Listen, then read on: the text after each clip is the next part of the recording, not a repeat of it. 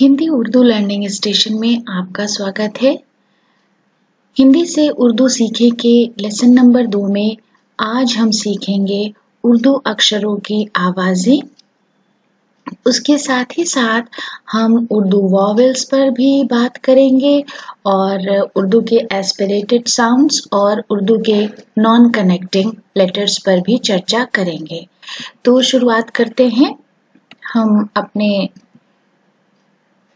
पहले सेक्शन से, उर्दू अक्षरों की आवाजें। जैसा कि आपको याद होगा, लेसन नंबर 1 में हम इस बात पर चर्चा कर चुके हैं कि उर्दू स्क्रिप्ट कैसे लिखी जाती है और उसके पीछे क्या वजह है। तो सबसे पहला उर्दू का अक्षर है अलिफ, जो आवाज देता है आ की, छोटा आ की। उसके बाद अलिफ मद, यानी अलिफ के ऊपर जो एक निशान लगा हुआ है, इस पर भी हम चर्चा कर चुके हैं, वो है बड़े आ की आवाज। फिर बे, बा, पे, पा, ते, ता, टे, टा, से, सा, जीम, जा, चे, चा, बड़ी है, हा, खे, खा।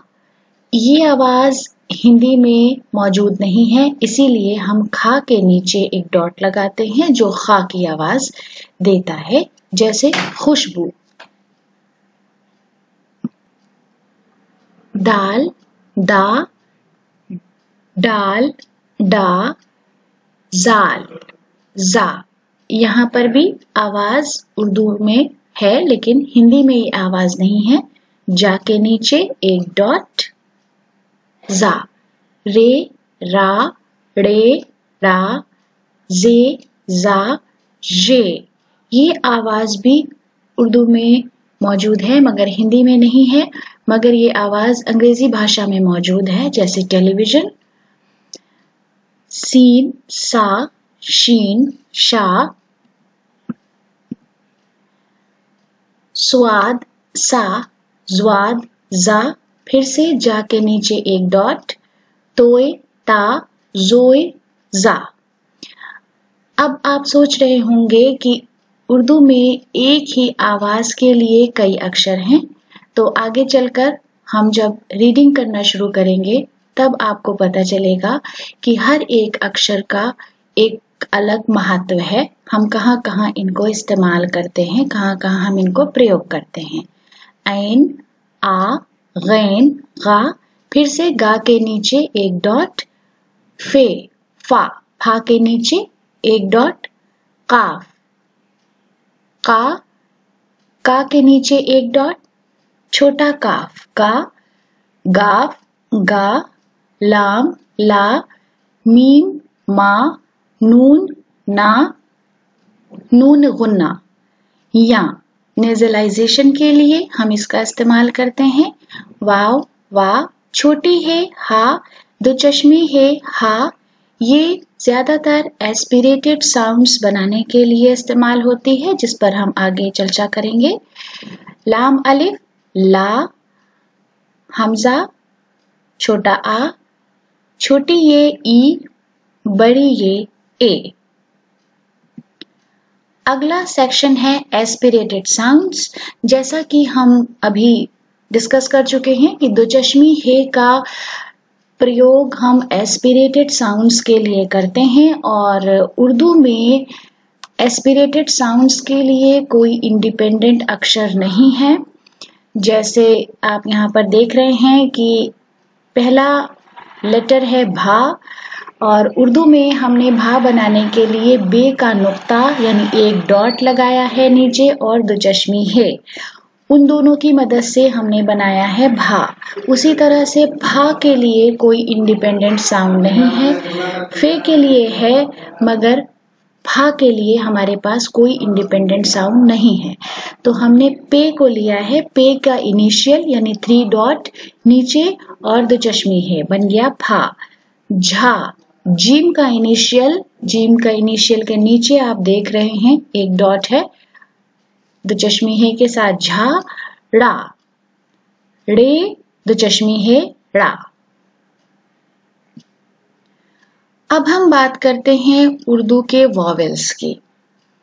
तो ये राइट टू लेफ्ट नहीं लिखा है हमने, आपकी आसानी के लिए हमने इसे लेफ्ट हैंड साइड से शुरू किया है। सबसे पहले हिंदी में लिखा है अलिफ, उर्दू में अलिफ या अलिफ मद, ये पहला वॉवेल है। हिंदी में वो आवाज देता है छोटे आ की, बड़े आ की, जैसे अलिफ मद मीम आम।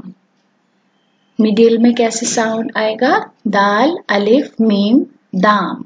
फाइनल में दाल अलिफ दादा। फिर हम बात करते हैं जबर की। तो जबर जेर पेश दरअसल वो काम करते हैं जो कि हिंदी में मात्राएं करती हैं। जबर एक निशान है, जब हम किसी लाइन के ऊपर कोई अक्षर लिख के उसके ऊपर एक निशान लगाते हैं तो वो आवाज देता है छोटे आ की। इनिशियल में आप देख सकते हैं अलिफ जबर बे अब, मिडिल में दाल जबर लाम दाल जबर लाम दल दल। जेर वही निशान जब हम किसी अक्षर के नीचे यानी लाइन के नीचे लगाते हैं तो उससे आवाज आती है छोटी ई की। इनिशियल में आप देख सकते हैं अलिफ जेर सीन इस, काफ जेर रे शीन कृश। फिर आता है पेश। पेश इस तरह का एक निशान है जो हमें आवाज देता है छोटे ऊ की।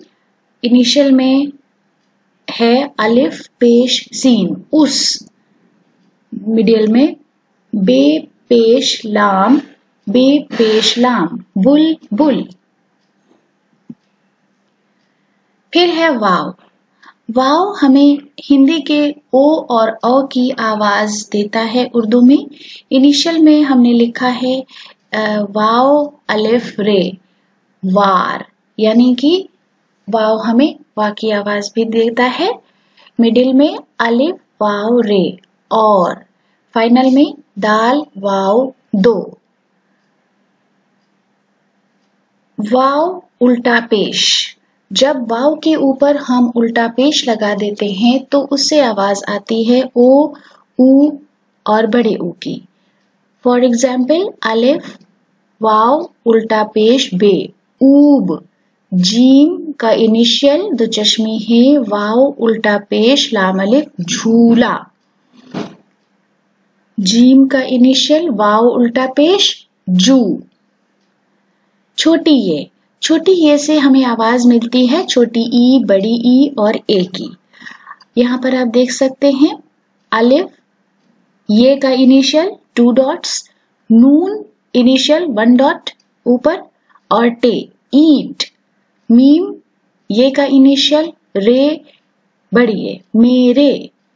गाफ रे मीम ये गर्मी। फिर आता है बड़ी ये। बड़ी ये हमें आवाज देता है ये या ए की। इनिशियल में हमने शब्द लिखा है ये का इनिशियल अलिफ दाल याद।